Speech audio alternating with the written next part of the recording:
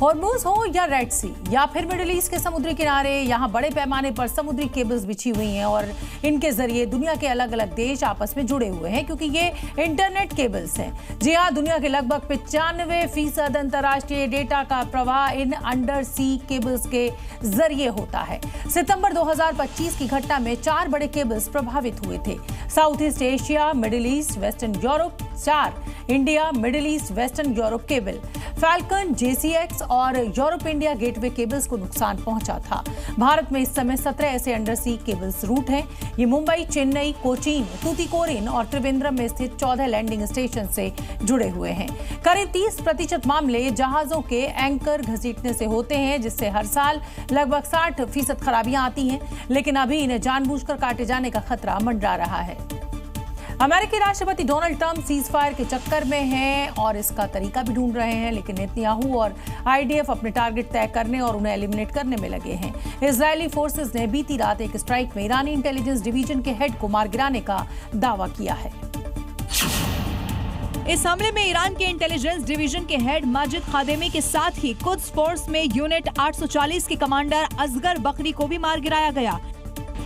Israeli रक्षा मंत्री ने भी इस हमले की पुष्टि करते हुए दावा कर दिया है।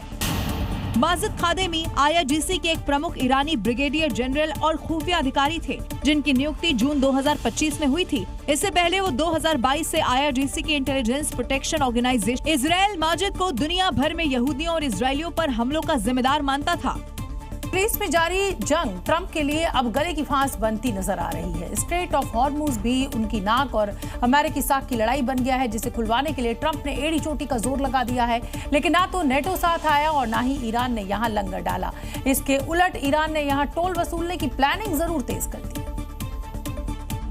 जिसका मतलब है हॉर्मूज में होने वाले धमाके जल्द बंद हो सकते हैं। ईरान ने पहले भी ऐसे संकेत देने शुरू कर दिए थे, लेकिन अब राष्ट्रपति भवन ने भी इसकी पुष्टि कर दी है। दरअसल राष्ट्रपति के सलाहकार मेहदी तबतबाई ने ट्रंप का नाम लिए बगैर उनकी तीखी आलोचना की है।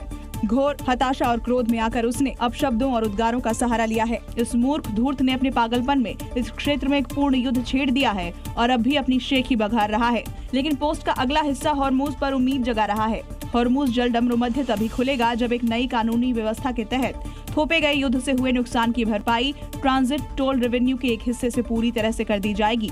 इसके साथ ही ईरान ने हॉर्मूज स्ट्रीट की ताजा तस्वीरें भी जारी की, लेकिन साथ ही अमेरिका और इजरायल को धमकी भी दी गई कि वो यहाँ से दूर रहें।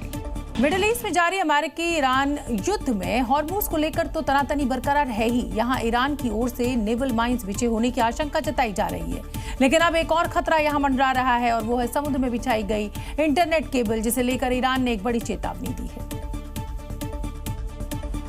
जिसका मतलब है ऊर्जा संकट के साथ साथ पूरी दुनिया में सूचना का संकट। दरअसल बीते कई मौकों पर ईरान की तरफ से अमेरिकी टेक जायंट्स को निशाना बनाने की धमकी दी जाती रही है। इससे पहले हूती विद्रोहियों ने भी रेड सी में मौजूद अंडर सी कम्युनिकेशन केबल्स को काटने की धमकी दी थी। इस वजह से अब इन केबल्स पर संभावित हमले की आशंका से इनकार नहीं किया जा सकता। हालांकि अंडर सी केबल्स का कटना बेहद आम है, जो कि समुद्री जहाजों की वजह से अक्सर कटते रहते हैं।